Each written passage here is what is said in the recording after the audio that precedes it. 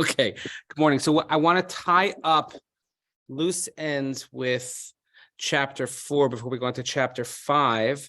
So there are two loose ends that we have to tie up, and they come in the form of sort of midrashic interpretation. So I have maps. Those of you online, you're going to actually benefit. You're going to get the better version of the map. I printed out what I'm going to show you online, and in a feeble attempt at marking it, you could see it came out so poorly, my lines, just because when the copy machine copies, but you'll see what I mean. So as we had touched on a while back, and by the way, it's the same map on both sides. One has sort of the modern day roots to it. Oh look, Shelley Paradis has entered the waiting room. It has sort of the Israeli highway numbers on it, as you could see, and one is just without it. So whichever is, I'll probably look at the one without it. And good morning, Shelley. How are you? Or good afternoon. Okay. Yes. Good early evening. How's the weather there today? Oh, it was so stormy. It was so crazy. The winds, and here, like all the trees shake the whole time. But today's already calming down. Did it rain though? Did it rain by you? It rained, but the wind was the big event, really. All right, we need the rain. Okay. Okay, so the first thing that we have is, all right, so I'm going to go straight to the map. So let's go straight to the map. So you'll see here that there is a marking here. It goes from here to here. Okay, that's going to be important for you. Just so you could see the faint line that I drew, even though it's like, oh, let me pick it comes out the exact same color as it is on the map. So I'm going to share my screen here. And okay, you see the map? Yes. Okay, good. So now this is a great website. This is from Herzog College. I have to give proper attribution, and they have it in English, and it's called hatanach.com. They spell it Hatanakh. Hatanach. Hatanach.com. I guess because Tanakh.org, all these things are taken. And what I want to do is like kind of well, let's do it like that. Okay. Let me just see which one I should use. Choose the modern map. That's the modern map. No, let's not use the modern map. Use a regular map. Okay, now let me just move this. I gotta move this over here, and let's see. Okay, now the when we saw in Parshas Kisavo, and we had touched upon the whole commandment that the Jewish people would come to Israel, and they had to write all of the words of the Torah on stones, and they would bring that to Har Gerizim and Har Eval, and then they would have the blessing and the curses and whatever would happen there. Now, what we saw in our parsha, though, was that they came and they were told to take stones from the Yarden and to make monuments there. And then Yehoshua added that they would take stones and they would take them to Gilgal. Now, what happened to the stones of Har Gerizim and Har Eval? We'll come back to Har Gerizim and Har Eval, or actually come back, we'll get there. But based on what the Gemara is going to tell us, I'm going to share with you the Gemara. But just to understand, well, I'll read you the Gemara first. Look at these maps, and while you study the beautiful land of Israel, okay. Now, because this is, I have to just sort of zoom it a little bit. So let's see if I can do it without. There we go. Without, oh, no, that's too much. My Zoom thing won't work because of this thing. How do I get this out of the way? I'm sorry if you online like that. Oh, you see the beautiful mountains there. It's not behaving. Let's see. Okay, I'll leave it like that. Look at this is based on the Gemara in Sota. So it's a little bit of story time. The Gemara in Sota, Daf Lamed Hey. After digressing with this discussion of the sin of Uzzah, the Gemara now returns to the topic of the Israelites crossing the Jordan. Okay, so there's a lot of detailed Gemaras. Sota is known for a lot of Agadata. People have a custom of studying Masechah Sota actually after Pesach, because there are 49 pages, 49 blot in Sota. So we do one a day, and that gets us to Matan Torah. Yesterday was Tu B'Shvat, which means that less than 2 months from today is Pesach. I'm just putting that out there. I have to say it because it's less than a month till Purim. I hope you have your very clever Shalach Manos idea already in stone. I have a brilliant idea. It's called a paper plate and an orange and a box of raisins. Okay, we're calling it, and I'm calling it retro, and that's totally in. They're gonna sell it in that store that sells the retro clothes. Anyway, okay, brilliant. So from the episode of the crossing of the Jordan, we can gather that there were 3 sets of stones. One that Moshe erected in the land of Moab, as it says on the other side of the Jordan, the land of Moab. Moshe began explaining the Torah. That's the beginning of Devarim. Ho'il be'er as Torah zos, be'er hetev, etc. How do we know that he wrote it on stones? Because elsewhere it says, with reference to the stones, they were set up after crossing the Jordan. It says, "You shall inscribe on the stones all the words of this Torah." Be'er hetev. I didn't want to copy this whole text for you because it's a lot. But this sefer is called Ein Yaakov. Okay, this was published by Jason Aronson a number of years ago, but it's not published by Jason Aronson. The English version of it, Ein Yaakov was someone who took all of the Agadata portions of the Gemara, all the non-halachic parts, so the stories and these types of episodes, and compiled it into one volume. Okay, so what? I'm sorry, Mimi. כמו ביאליק רבניצקי, ספר ההגדה. Yeah, exactly. מדרשים. And this goes back quite a bit. So we conclude from the analogy of Be'er, both verses, that just as they wrote on the stones after crossing the Jordan, Moshe wrote the Torah on the stones. We discussed last week about writing everything on a piece of rice. Okay. The second set was that the one Yehoshua put up in the middle of the Jordan, as it says, that Yehoshua set up 12 stones in the middle of the Jordan. And the third set was erected in Gilgal. As it says, the 12 stones that they had taken from the Jordan, Yehoshua put in Gilgal, which we have here in Pasuk Chaf in our Perek, right? In Pasuk Chaf, it says, that's Perek Daled, Pasuk Chaf, chapter 4, verse 20. Okay. We learn in a Brisa. How did the Israelites write the Torah on the stones? Rabbi Yehuda said they wrote it on the stones, as it said, "You shall inscribe on the stones all the words of the Torah." After that, they covered them with plaster. Rabbi Shimon said, according to you, how did the nations of that time learn the Torah? The Torah was written on the stones in 70 languages in order that the nation should not be able to claim that they didn't have opportunity to learn it. So not only did they write the whole Torah, but they wrote it in 70 languages and then covered it with plaster. That's a lot of work. This is before 3D printing, by the way. But if it was covered with plaster, how could the nations learn the Torah? Rabbi Yehuda replied, the Holy One, blessed be He, gave the nations at that time an extra level of intelligence, and they sent the scribes who peeled off the plasters and copied the Torah and carried it to their people.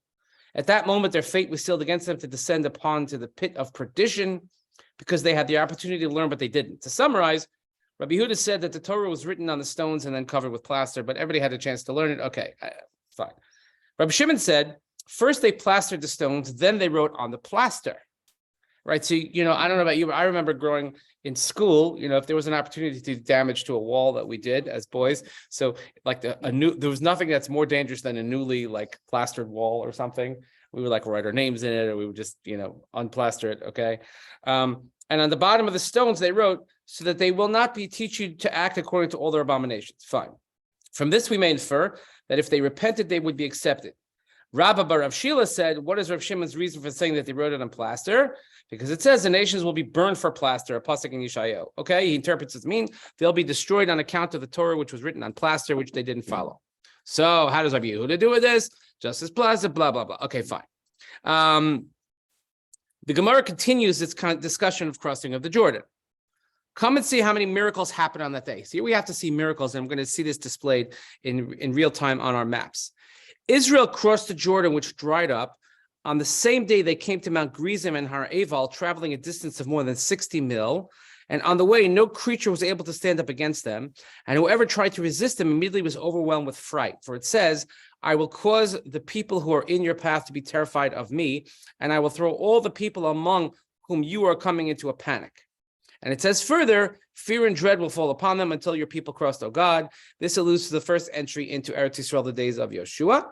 And the verse continues, until the people you gained crossed over. This alludes to the second time they came to Eretz Yisrael, when they came in the days of Ezra, much, much later on. following the Purim story, from the fact that the Torah equates the two entries into Eretz Yisrael, we can deduce the Jews were worthy that miracles should happen when they came the second time, just as when they came the first time, etc., etc., etc. So after they crossed the Jordan, they brought the stones which they had lifted out of the Jordan, built the altar, and covered it with plaster, and wrote on these stones the entire Torah in 70 languages. Then they brought burnt offerings and peace offerings. They ate and drank and were merry.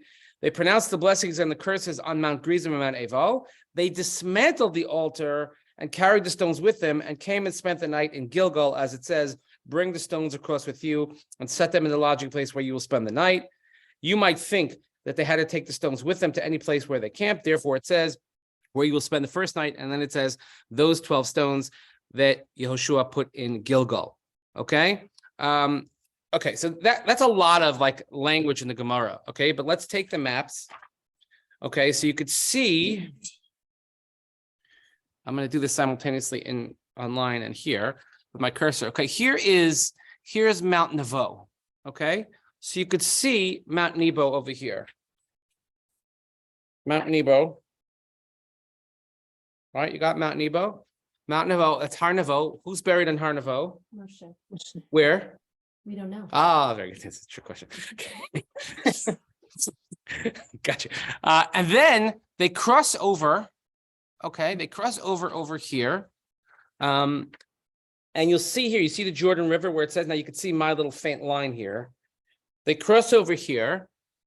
You see that's my line. They cross over here, and you could see further up here where my mouse is. You see that? That's Adam. Adam is where the water stopped from the Jordan, okay? So Adam I have marked off over here with this very primitive shmutchik back and forth line, okay? That's where the Jordan River stopped. So it's completely dry from here on down. They walk over, okay? But then they have to go up to Har Gerizim and Har Eval, okay? I just want to, this screen is giving me trouble because I want to get rid of this apps page. How do I do that? Come on. And I want to zoom in without, and you see Zoom has this new screen thing that like really is annoying. And I can't get rid of that apps page. I'm just trying 1 second. Come on, get rid of it. Anyway, all right, it's not behaving. Anyway, so over here they cross over. Adam is here. They're coming down. Now they have to go up to Har Gerizim and Har Eval, which is all the way up here. You see where it says Shechem? Mhm. So they cross here, go all the way up to Shechem. So follow the line. They cross to go all the way up to Shechem. This map actually says Har Gerizim and Har Eval. Okay, it's actually written Mount Eval, which again is right outside of what we call today Har Bracha. If you go to Shechem, Nablus, I don't recommend going to Nablus, but if you go and there's a mitzvah where you can look over into the kever of Yosef, right by Har Bracha. That's why I said you should go to Techina Har Bracha. That's where the Sumerians are, and people with the big ears, and they have their Korban Pesach that they do every year. So they went here up to Shechem. They brought the stones with them. They did the whole blessing curses, and then they came back down to Gilgal. This map is not zoomed in enough, but you'll see on the bottom here, right where it says the plains of the Jordan, right above it, right here. It's right there. It's just, if I zoom in, the whole thing zooms in too much, but that's Gilgal is right here. So they came over, up, and back to Gilgal, and that's where the stones were left. So there's a lot of schlepping of stones, but more importantly, it's a lot of schlepping of people. All in a day? All in a day. A day? A day. Right? Why? Why? How? Just why? Because it says in the pasuk, it says that, and it'll be on the day that you go in that you're going to have to do the brachos and Har Gerizim and Har Eval, right? Because what does the pasuk say? Grab that, please.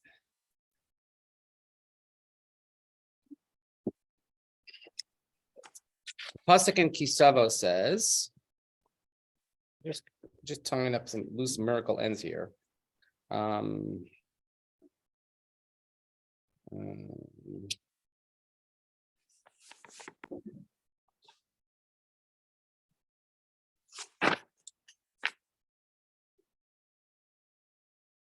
it will be that when you cross the Jordan, that you have to erect these stones, and then you have to go and you have to build a mizbeach, and then you have to bring offerings, and then you have to write the entire Torah, and then you have to go to Har Grizim and Har Eival and do this. So it seems like it's something that was like an imperative before they could do anything else. They had to do this, but that's why the Gemara says, the language of the Gemara says is that come and see how many miracles happened on that day. Everything had to be in a miraculous fashion because, after all, they're crossing over. The water stopped 25 kilometers or whatever to 25 miles north. They just prance on over, and then they walk. And they take stones. They push. First of all, they have a monument of stones in the Jordan itself, which remains there. Ad hayom hazeh, the pasuk says. They take another set of stones. Miracle is that they have to write the entire Torah on it, either before or after they plaster it, in 70 languages. And then they have to go all the way up to Shechem, and then. I mean, just think about it. Like half the tribes, we're half the tribes. Like, wait, who do you go? Yeah, wait, who? No, I'm on that side. No, I'm on that side. No, I'm, like that. And then they had to have this whole ceremony of the blessings and the curses. And then they had to come back to Gilgal, back south, almost towards the point of entry. And that's where the permanent marker stood. Which again, I don't know if it's there today. I'm not such an archaeologist. Maybe it's there, maybe it's not. Maybe they know where it is. And then they had to go. That's why this faint line is actually going up and back. Okay, so a lot happened when they're crossing and they're going boom, boom, boom, and the water stopped over here. Physical movement, but are they also reading the Torah on the same day? Yeah. That's why it says miraculous. It is miraculous. First of all, anytime that they get let's back it up even further, okay? Because we're talking about these comparisons and contrasts.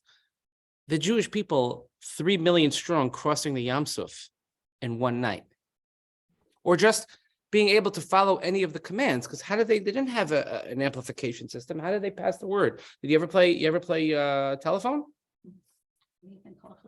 Why do you think halacha is so messy? Why do you think halacha is so messy? I don't know.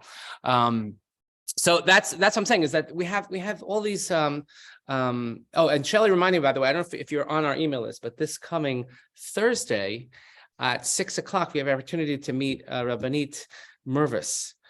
And she's pretty, like, she makes me look dumb, but that's not her.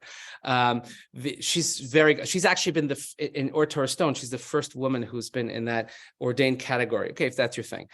So like me, silly, I tell my kids. So right now in school, there is for 2 years, they have this teacher, Rabbanit Chamutal Shoval, who's just amazing. She's incredible.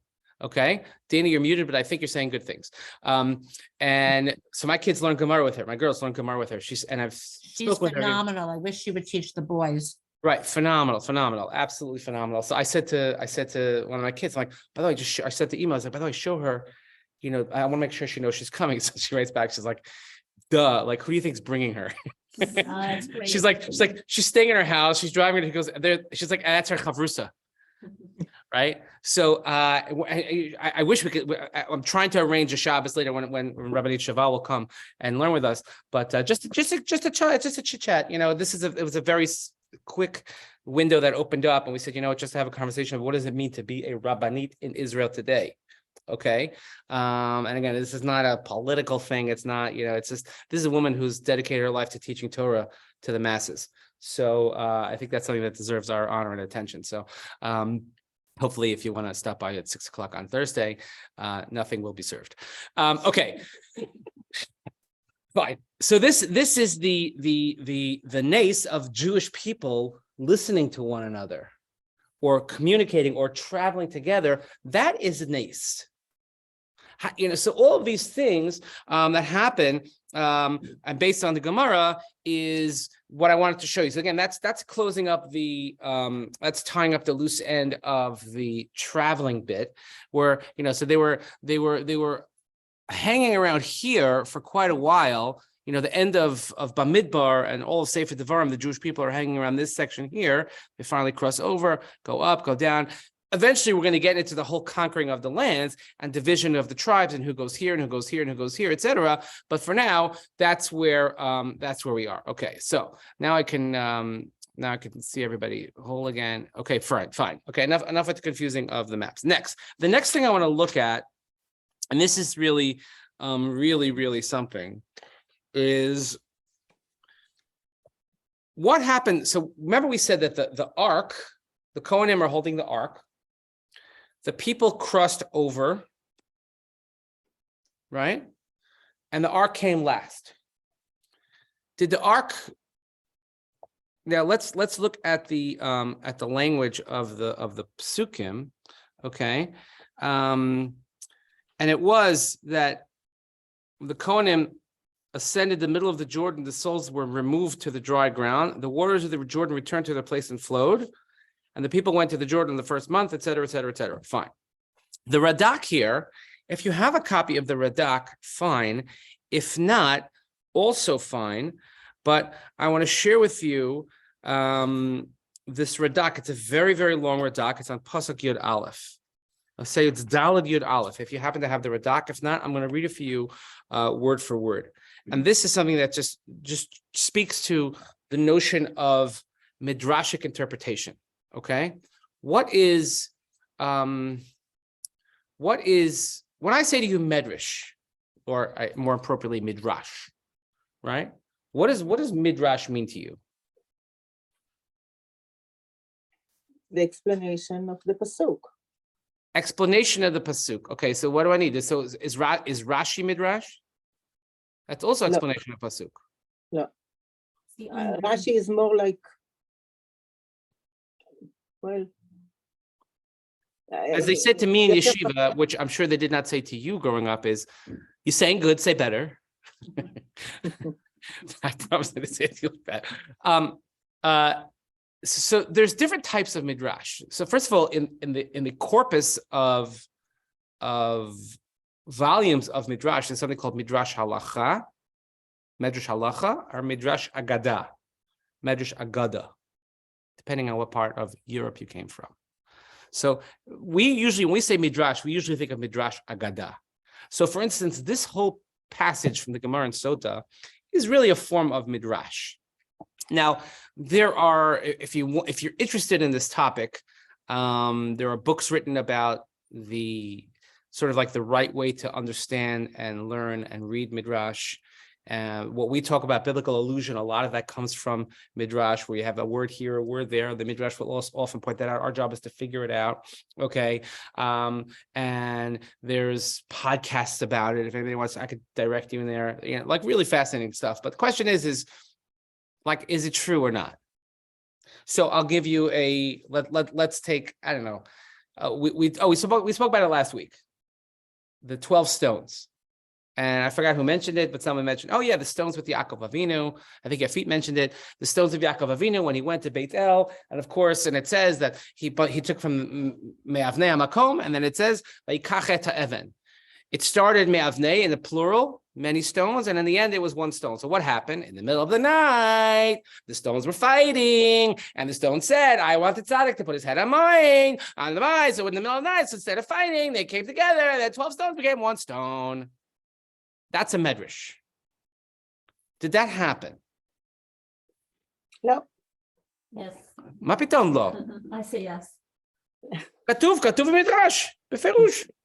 because איך אני אגיד לכם? הפסוקים בתנ"ך, they are so short and they need to be short, so you have the midrashim and the agadot chazal based on the story, like how 12 became one.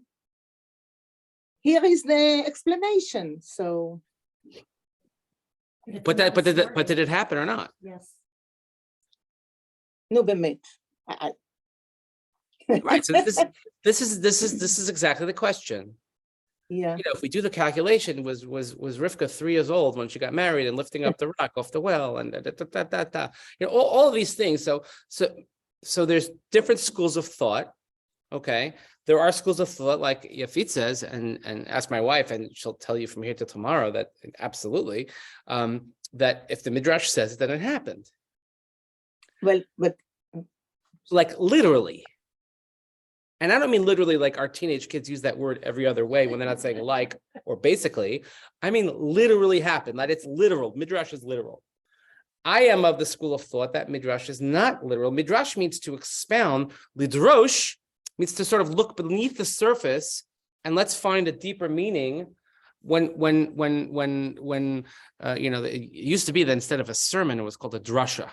The rabbi's drasha or Shabbos Hagadol drasha is an expounding of sorts meant to teach you something. Okay, so I'll give you a classic example of Midrash. And it's very important again for our purpose, which I want to share with you because of what the Radak is about to kind of go to town on. And the classic example of Midrash, and it says, is that we know the story of Cain and Abel. Right? And he kills him. Why did he kill him? Yeah, this is the classic dugma. Why did he kill him? This is the Midrash comes and explains to you. Oh, 3 reasons, right? One is that they were fighting about who owns the property. It's my land, your land, I get on. Then another ones they're fighting about Olam Hazeh, Olam Haba. I get what's this land, and I get this world, I get the next world. And one was that they're fighting over a girl. So first of all, they can't all be right. No, the Midrash is classic. This is a paradigmatic Midrash telling you that people go to war over 3 things, basically. They go over religion, they go over money, territory, ownership, or they go over love. That's what people go to battle. That's what the Midrash is illustrating to you. So when you see a Midrash like this, you have to ask yourself, well, what's it really trying to teach you? Okay, so let's see the Radak, and the Radak actually brings the Midrash for us. I'll tell it to you outside, then we'll look at it inside. And the Radak says that, do you have it on? Do you have it handy? The Radak online? Do you have it handy? Anybody? Do you have it? No? You know what? Let me hold on. Let me see if I have the sefer. Yeah, actually quite over all 3. Yeah. I mean, Have a Radak. You do? I do. All right, I'll see if I can put it on the screen. Fine. If not, let me see. You know what? I bet. Hold on. Oh, this is like so nice that I could actually do before I share. Okay, let's go. Tanakh and Joshua and texts reference.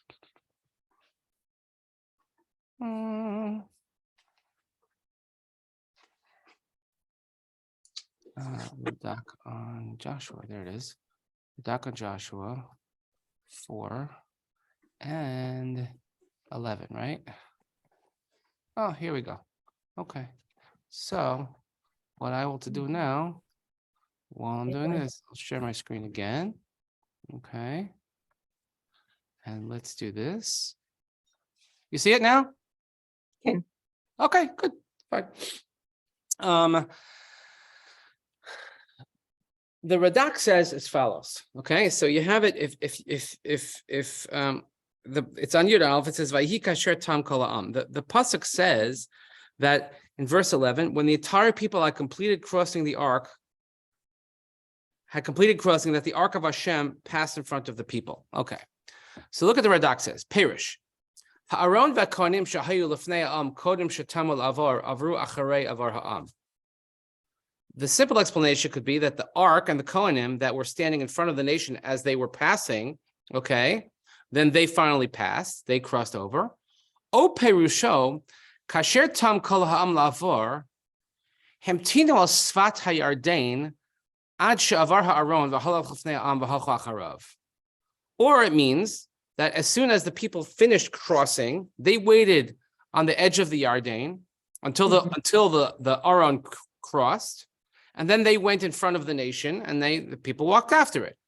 Oh yeah, perusho lifnei ha'am leinei ha'am, or it means that like they just passed in front of everybody. Okay, the different understanding. Like in other words, if I would ask you what happened, the ark was standing, people crossed over, and then the ark went, and everybody's now on the same side. But Chazal pirshu be'inyan acher, kol ze ha'inyan, u'pirshu ad katsa mei ha'yarden be'yarden ta'amdu. bakatzeh, asher nichnesu mimenu, v'sham amdu hakohanim v'aharon, ad shehavar ha'am, ufarsu nitku kapos raglei hakohanim el harava, el hachavara asher b'tzidam, v'haya hasafa asher nichnesu mimenu, v'chazru l'acharim el harava. וזה שאמרו ויעלו מן הירדן, שעלו מן הירדן אל השפה כדי שיחזרו המים למקומם, קודם שיעבר הארם, כדי להרוס להם נס אחר. What he's saying is, again, to translate a very long passage, is that the Kohanim were holding the Aron, they're standing in the mud, because, it's not dry. I mean, it's dry, but it's, to get dirty, okay? The Jewish people crossed over. The Kohanim then went to the bank of the river, or they stayed, where they were. The water resumed. And it means, and he says, Nimtzau Aron v'Kohanim mitzad echad, v'Yisrael mitzad acher, v'Hayarden malei b'mneihem. Nosei Aron ves nosa'av, v'avar. Well, we'll see what happens. V'avar shenemar v'yavar arad Hashem l'pnei ha'am. So he's paraphrasing the Midrash. The Midrash says is that the Kohanim, yes, they went in first. The water stopped. The Jewish people crossed. The water came back, and the Kohanim are still on the Jordan side, the Trans-Jordan side, and the Jewish people are on the Israel side. They say, wait a minute. And then what happened? And the Midrash says is that then the ark and the Kohanim flew over. They didn't even cross. He says, did the Kohanim? No, according to the Midrash, they didn't cross over. They flew over into the land of Israel. Okay, and they didn't cross like everybody else. Now, the Radak is not thrilled with this. The Radak says here, if I read you from the English in the Art Scroll, after the nation had crossed, the Kohanim stepped back to the east bank, whereupon the wall of water crashed back onto the riverbed, separating the people from the Kohanim. Then the ark rose, lifting the Kohanim with it, and flew over the river to the front of the nation, as says the Kohanim ascended. Again, this is the Midrash, this is Rashi, and Sota says this. This open miracle established for the Jewish people that the ark carries its bearers, not vice versa. By extension, those who devote themselves to the Torah can rely on God for protection and support. Okay? Now, the Radak is usually pretty... Rabbi David Kimchi is pretty pshat-oriented. You'll find that as well in different types of mefarshim, that they want to stick to the letter of the text. The problem is the text doesn't always give us so much, and we have to fill in. So when we talk about Midrash, if you were to take out all of your Midrashic knowledge or your Midrashic notions that you have buried inside of your head, and you try to learn Chumash, you would have a very, very hard time. Because the text doesn't give us a lot. So we have to fill in. Like Mimi said, we have to fill in with the few words that the text gives us with something. Now, questions, what sits well with you, what doesn't, how do you deal with this, how do you deal with that? And I think that whenever you learn Chumash, Tanakh, anything, you're supposed to remain uncomfortable. You're supposed to be left with like, you know what, I'm not fully satisfied, because then, by the way, that's how I keep coming back for more. Right? That's what the Seder night is about. Okay, the Seder night, we don't have a whole lot of detail. By the way, the Haggadah certainly doesn't do that. A whole lot of detail. What's the Haggadah itself? The Magid portion of the Haggadah, which we'll be reading again 2 months from this evening, right? Is, unless you're going to be in Israel, like a lot of things going. If you're going to read the Haggadah, it's all drasha. Oh, the pasuk says this, it means that. When the verse says that, it really means this. Oh, how do I know they had 6 in one shot? Oh, that's this. Okay, that's what it is. So which piece of text are they trying to answer here? Which pasuk are we really? 4:11. Okay, thank you. When the entire people completed crossing, that the ark of Hashem passed in front of the people, and later on it says Vaya'alu, and they went up. So the Radak, because the Radak is a bit of a literalist, or sound like Va'ani tama mizeh hadrash ma hatzrichim lazeh. Like, why do we have to go and again? You can read the whole arichos here. Why do you have to come on to this whole notion that they were on the other side and they flew over. It's like, and he goes, he says, yeah, I don't really need to come on to that whole sort of situation. So I'll share with you this is a great book from Rabbi Hatton on Yoshua. I use a lot of the basis for what we're learning, as I mentioned in the beginning a while ago when we started this. He just writes so beautifully, and he says, for his translation, I'm astonished by this Midrash. I see no exegetical reason to adopt its forced reading of the text. Why indeed must the ark carry its bearers and fly over? If such a miracle had in fact occurred, wouldn't the text have stated so explicitly? Our sages who recorded this tradition understood their intent, and their wisdom is more profound than mine. So the Radak can provide no convincing textual arguments in favor of the Midrashic reading. Now, while not discounting the Radak's wonder, it seems obvious that the source did not intend for us to accept it literally, and certainly not as the plain reading of the text. So that means, as Rashi will sometimes say, Ein ha-mikra omer ela darsheni. By looking at the peculiar nature or the placement or the verbiage in the pasuk, it's saying, obviously, I'm trying to teach you something. So what is it trying to teach you? Why would the Midrash try and tell us? So I gave you a little hint in the art scroll already. But why would they want to tell us that, oh, the ark stayed on the other side? Now, we touched upon this a few weeks ago when I think it was Dolores that she astutely pointed out that, wait a minute, who went first, the ark or the people? And she said, yeah, the ark stayed behind, the people went first, but it's almost a changing, this paradigm shift of you live this entirely miraculous existence where the ark led you and did everything for you. Now you have to go in front of the ark and you have to kind of go into the land of Israel and you have to do your own hishtadlus. You have to put in your own effort. You're going to have to work. Yeah, imagine that, work. 4-letter word. You're going to have to go and like plant and sow and harvest and conquer and fight and do all those things. But that doesn't mean that you're totally alone. The Torah doesn't forsake you. And you don't, class v'shalom, forsake the Torah. Even though that the ark is not leading you every step of the way, and even though they do have tremendous amount of miraculous things that happen. By the way, that was the first half of what we discussed this morning. You know, they're going to go to Harevel, come back, and stones and writing, blah, blah, blah. It's all miraculous, but you have to have inside your head the notion that you have this mission, you're mission driven, and you have to do what is expected of you, okay? So, look what he says. In fact, there is a much more profound idea that the Midrash communicates, choosing to do so through whimsical language and colorful imagery. As we saw earlier, the passage of the Jordan is very much about the confluence of human initiative and divine response. The people of Israel sally forth. It's not often that we could use the word sally in a sentence, by the way. Way to go, Rabbi Hatton. The people of Israel sally forth with confidence, and the ark steps aside to let them go forward. In fact, the ark itself, as we pointed out, is a static object unless it too is carried into the world by human beings. Hashem desires us to take an active part in the process of geula, of deliverance. That alone can transform our world. Having exerted the effort that Hashem demands, attempted the task, and become crowded with the success, the human psyche begins to ponder whether, in fact, God was at all involved. Right? That's why the Pesukim in Bamid and Devarim say to us, what's one of the biggest problems that we had? And this was an issue in Israel after 1967. People said, Kochi ve'otzim yodi asal yisachai lazeh. Oh, it's obviously, it must be, I'm such a genius, I'm so mighty, I'm this and that, and that's how I have this victory. So Hashem says, okay, if you want to have a 67, we'll send you a 73. You know what I mean? Like, you know, sometimes we need to be taken down a notch. Because that's human nature, to think, oh, look how good I am. If you start to take yourself too seriously, then that's exactly what happens. You think, oh, wow, I really am that good. Now, you have to find the right balance. You also have to have self-confidence. You have to have a confidence in your abilities and your efforts and what you're doing. Not too much. Not too little, right? We have all of our kids, everything. We're always talking about self-esteem, and you're going to talk about your feelings, and blah blah blah blah blah. I grew up. I didn't have feelings when I was a kid. Nobody asked me about my feelings. They said, just go ahead, do this, and that's it, right? Zay still.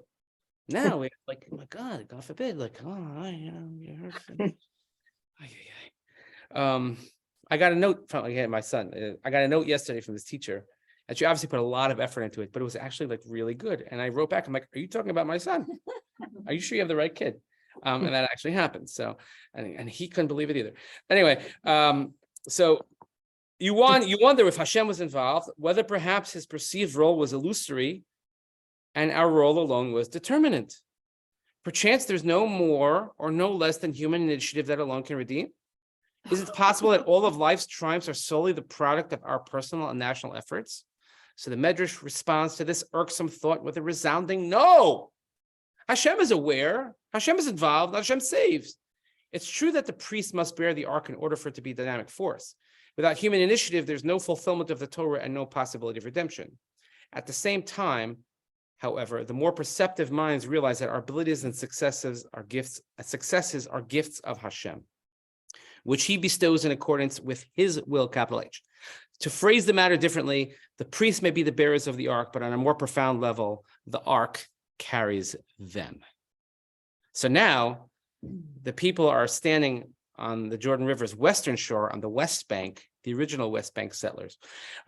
They eagerly anticipate the arrival of the ark to again take the lead. Suddenly, however, the waters resume their flow and the priests are left straight on the opposite side. You ever you get disconnected from your party and, the doors of the train close and it pulls out and they're not on it, whatever. In a memorable moment, the ark takes to the air, bearing aloft the priests and gracefully gliding over the waters. They alight on the western shore and take their place at the head of the procession. The import of the Midrashic episode is clear to the people of Israel. The God whom they have pledged to introduce to a hostile world will help them overcome. Their arduous exercise of trust and initiative will not be in vain, because Hashem will support their efforts and give them the strength to go on. When Israel carries his presence into the world, he bears them in turn and raises them aloft. The great expenditure of trust in God that is required in order to navigate a cruel and callous historical experience is not spent in vain. It is reflected back to us in a form of God strength-giving support. So that's the beauty of a Midrash. That's why we have a Midrash like this, to teach us this very profound lesson and this is the give and take. This is what we struggle with often in life, is sometimes we can very clearly see God in our lives. Okay. And had someone just said to me last week, someone's going through a particularly tough situation, said, I think God went on vacation. I said, to Florida for Yeshiva week? No, I think Caribbean, meaning even further away, because that's how we feel sometimes. We have this give and take. We have this, it's people have often compared it to a dance. Sometimes I lead, sometimes you lead. You go, you're further away from me, you're closer to me. I feel the embrace. Sometimes where are you? I'm alone in the dark. Okay. So we had to find this sort of balance, and that's exactly what the Midrash is teaching us. So we get through the first 4 chapters of Yehoshua, so much has happened. What's going to happen next is now that we're in, we have to start scaring the heck out of everybody who's there. And then, of course, we have this massive bris milah that takes place, which I don't want to get into too much detail over that because it's the second time that this has happened. But the similarity, again, and this week's parasha is Yisro, as we see the giving of the Torah, and here sort of the formation of the Jewish people as a whole. The purpose of the Exodus was to have the giving of the Torah, but as actuality, this is the actualization of the Exodus right here. The second crossing is when Yetzias Mitzrayim is complete. It took a long time, and it took a whole different group of people. That first generation didn't make it. There are very few left from the original, the OGs who were in the original Yetzias Mitzrayim. They're not there, but this is a formidable part of this. So that's why I think it's important to spend so much time talking about stones and water and this and that, because the message given to the nation as a whole, as they're going into this very brand new existence, which I don't even know if they dreamed about it in this sense, who knows? But it's super important for them to understand, and for us to understand what it means to be a nation. And then just think about it, when we're a nation that finally went back to Israel, and we have all these similar struggles. Is it a religious existence? There's no question it's miraculous, but what kind of people do we want to be? Which, by the way, we're still struggling with Ad Hayom Hazeh, very, very much so, with the identity of the Jewish state. Is it a Jewish state, or is it a state for the Jewish people? I mean, all these different types of questions when you talk about religion and state, constitution, or judicial reforms, whatever you think about that's all plays into this whole sort of national notion, who are we and what are we, and what do we do when we're not there? What do we do when we are there? How do we belong? How do we fit in as a nation? So that we'll see. So as we can hopefully move on next time to chapter 5, we will see some more beautiful words, but then we have really, I think it'll probably go a little bit quicker, but then again, I say that, but I don't mean that. Right. No, we're not in a hurry. We'll get there. The text isn't going anywhere. We have angels, and we have bris milah, and we have carbon pesach. I mean, so the carbon pesach will come right in time for Pesach, so it's all good. Anyway, Shelley, give my regards to the beloved Ira Kodesh of Herzliya Pituach. Okay, which extends his regards to. Thank you, and yeah, Please and send regards. you will. All right, take care. Bye-bye. Thank you.